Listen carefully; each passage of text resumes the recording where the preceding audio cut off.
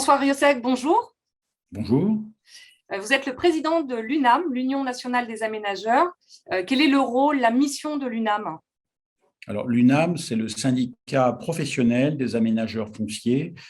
Ce sont les sociétés qui préparent les infrastructures pour les quartiers à venir, donc qui sont à la fois dans les territoires déjà urbanisés, avec des friches éventuellement, et puis également par extension.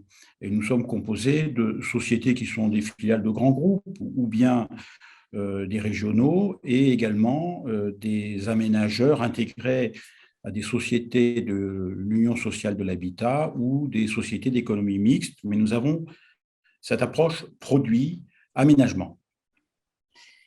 Est-ce que le foncier est un bien particulier? Alors, évidemment, le foncier est un bien particulier puisque c'est le territoire, il concerne tout le monde, c'est le support des activités humaines, et donc il dépend logiquement de la planification des politiques publiques, mais en même temps, le foncier, c'est un bien qui s'échange, c'est un bien qui est le support de création de richesse et il répond aux lois, je dirais, classiques de l'offre et de la demande. Quand le foncier vient à manquer, eh bien, les prix flambent et c'est ce qui se passe depuis une vingtaine d'années où l'on a commencé à réduire les capacités de l'offre foncière pour densifier et en même temps, on a provoqué un étalement urbain sans fin. J'appellerais ça même un détalement urbain. On est allé plus loin dans les campagnes chercher le terrain qui manquait en première, deuxième couronne. Et donc, c'est cette crise de l'offre foncière, de la planification, en fait, qui a provoqué les flambées de prix, les hausses de prix et ces éloignements toujours plus loin. Et là, avec la loi climat et résilience, on est en train de passer à un stade supérieur de la contrainte malthusienne et donc des effets pervers que nous risquons de subir dans les années à venir. D'accord. Et qu'est-ce que vous proposez finalement pour résoudre cette problématique? Eh bien, ce que nous proposons, ce sont deux axes. Sortir des injonctions contradictoires avec une meilleure concertation entre les élus locaux en charge de la vie des territoires et des projets de leur population, et puis les opérateurs qui ont la capacité professionnelle, économique de répondre à cette demande des citoyens.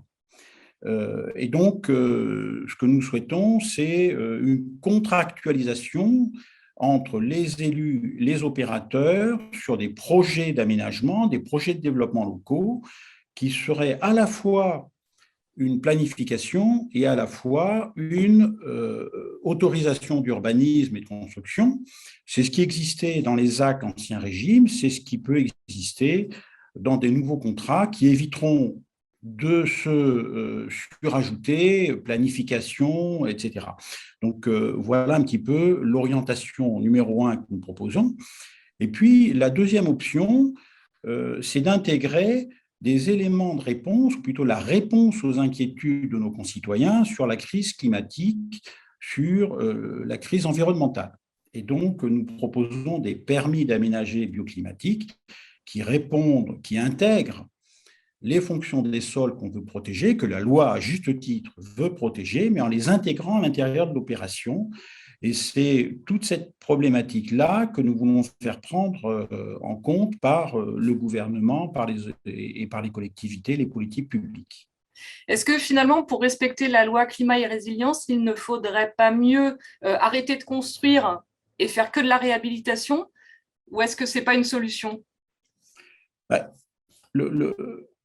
que les logements qui actuellement provoquent l'essentiel des déperditions énergétiques et de l'énergie soient réhabilités, c'est une bonne chose, mais réhabiliter un logement ne crée pas de nouveaux logements. Or, la crise démographique ou la croissance démographique actuelle va nécessiter la construction de 10 à 12 millions de logements dans les 30 ans qui viennent. Donc, il faut répondre quantitativement également aux demandes de logement là où ils sont nécessaires. Très bien. Merci François pour cet échange. Merci à vous. Je vous dis à bientôt avec Business Immo les 6 et 7 octobre prochains à Nancy pour les Assises nationales du foncier des territoires. À bientôt. Merci à vous. Au revoir. Au revoir.